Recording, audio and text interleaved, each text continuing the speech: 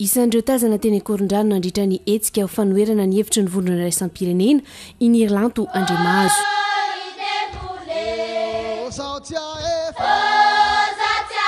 Sady tandindomindoza zany ny fiandrianam-pirenena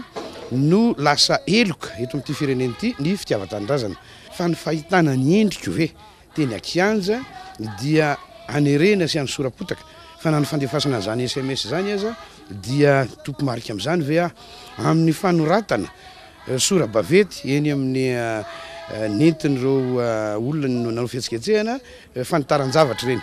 ary reny dia tsy fitiavana kitsirano zao fotsiny ny isin'ny filaminana eto Madagasikara sy songadina ny fitiavan-tanindrazana satria nazavany zany zao ny teniny Andriamatoa Simao tamin'ny farany teo fa Andriamatoa Andrinirina Rajoelina mihitsy ny tsy tiany.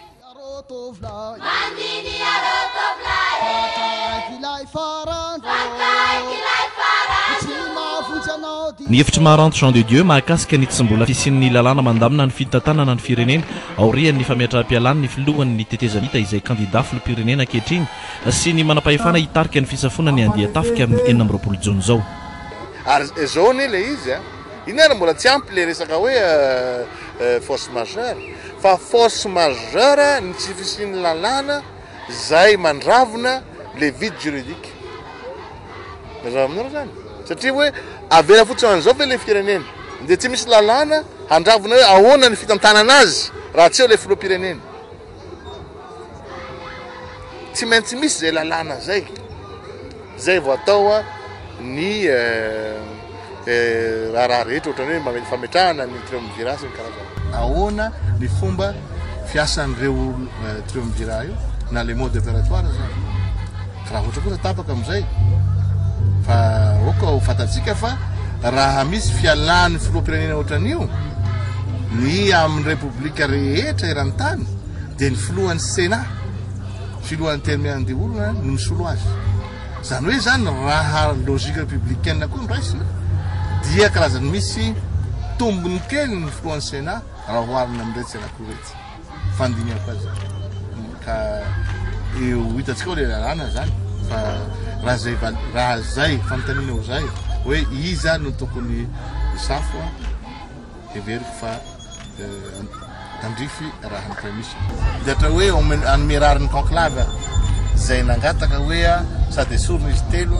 no tsy asiana ny fanemorana fa raha resaka lalàna kosa hoe tsy misy zany fitsarana zay efa mamoaka didy nefa rehefa avy eo izy ihany no ilaza hoe tsy mety ny didina avokany tsy misy zany karaha idéclarera se hoe ary io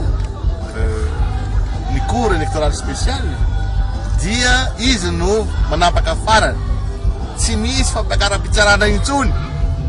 zay tapany io zany dia zay zany no izy ka mety tsy mahafapony rehetra ohatra ny didim-pitsarana rehetra fa amiko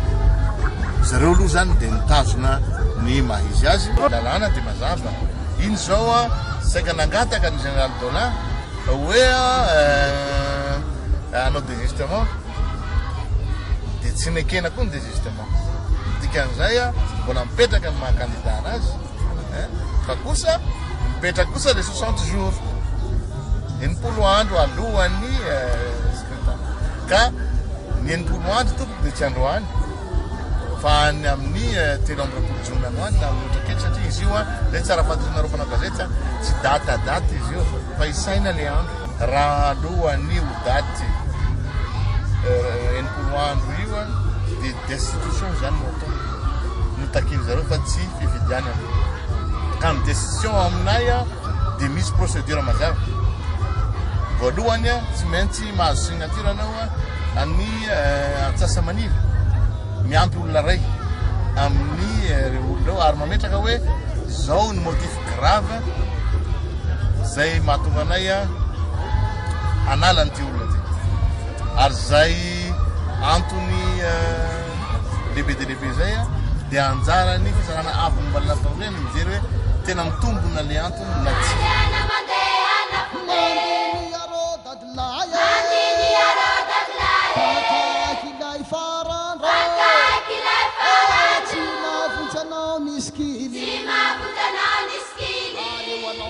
l'église.